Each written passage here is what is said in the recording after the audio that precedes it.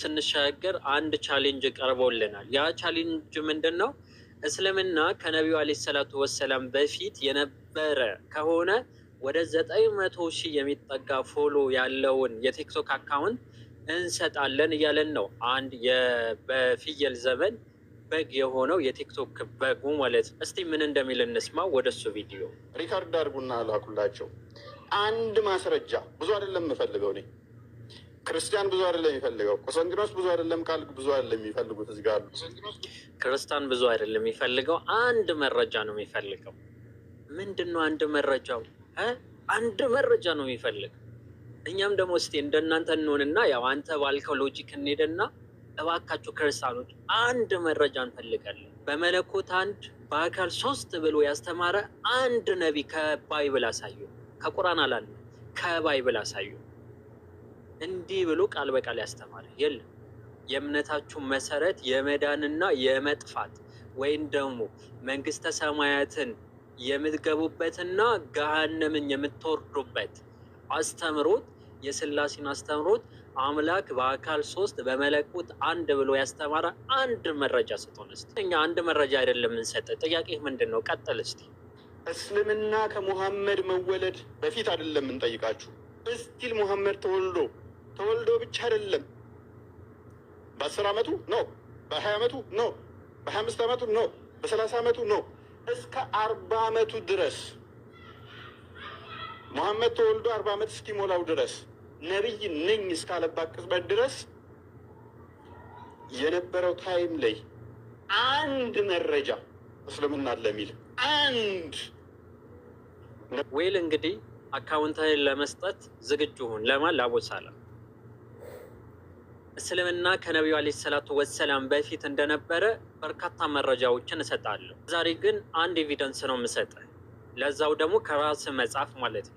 40 ዓመት 20 ዓመት 5 ዓመት ተዋውና በኢየሱስ ጊዜ የነበረው ሐዋርያ ጴጥሮስ የምትለውን ግለሰብ በሱ ጊዜ እስልምና ነበረ። ደነገጥካ?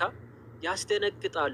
ነገር ግን በሚያሳዝን ሁኔታ ወገኔ መጽሐፍ ላይ በጴጥሮስ ዘመን እስልምና እንደነበረ ይናገራል። የቱ ጋር ካልከኝ በደንብ አድርገህ ተከታተለኝ።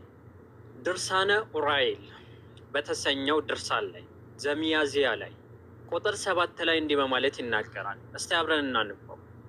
በማግስቱም ያ ተንባላዊ ወደ ኤጲስቆጶስ አለቃ ወደ ሐዋርያ ጴጥሮስ ሄደና በራእይ ያየውን ነገረው።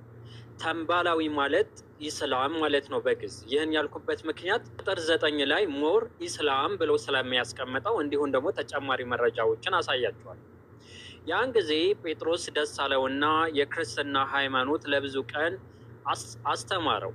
ከ3 ወር በኋላ ጴጥሮስ ተጠመቅና ክርስቲያን ሁን ቢለው ክርስቲያን በሆን ምን አገኛለሁ? ምንስ ይጠቅመኛል? ሲል ኢስላሙ መለሰለት።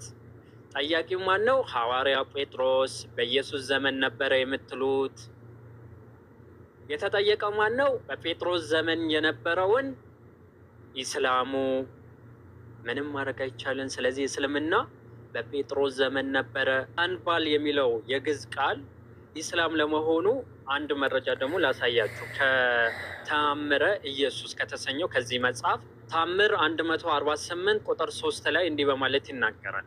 ቱርክ ኢስላሞች ኢየሱስ ክርስቶስ ቅዱስ መካነ መቃብር የሚገኝበት ጎልጎታ በመውረራቸው ምክንያት በኢስላሞችና በአውሮፓ ክርስቲያኖች መካከል ታላቅ ጦርነት ተነሳ ይላል። እንግዲህ አሁን በደንብ አስምራችሁ እንድታዩበት የምፈልገው ቁጥር 5 ላይ ያለው ሀሳብ በጦርነቱ መካከል ስፍር ቁጥር የሌለውን ከተንባላቱም ከክርስቲያን ወገን ብዙ ሕዝብ አለቀ። እንግዲህ ተንባላ ተብሎ የተቀመጠው ምንድን ነው? ኢስላም ማለት ነው። ስለዚህ ኢስላም በጴጥሮስ ዘመን እንደነበረ የራስን ድርሳን ይናገራል። ምንም ማድረግ አይቻልም። 40 ዓመት ምናምን ትንሽ ጊዜማ ለምን ትጠቅሳለህ? እንግዲህ ሌላ እኮ ተጨማሪ መረጃ መስጠት እችላለሁ፣ ግን አንድ ስላልከኝ በቃ አንድ ይበቃል። ከባይብል ማሳየት እንችላለን። ከዚህ በፊት በርካታ ሰዎች ሲያሳዩ ተመልክተሃል። እኔ ግን ቃል በቃል ነው ያሳየው፣ ከራስ መጽሐፍ ማለት ነው።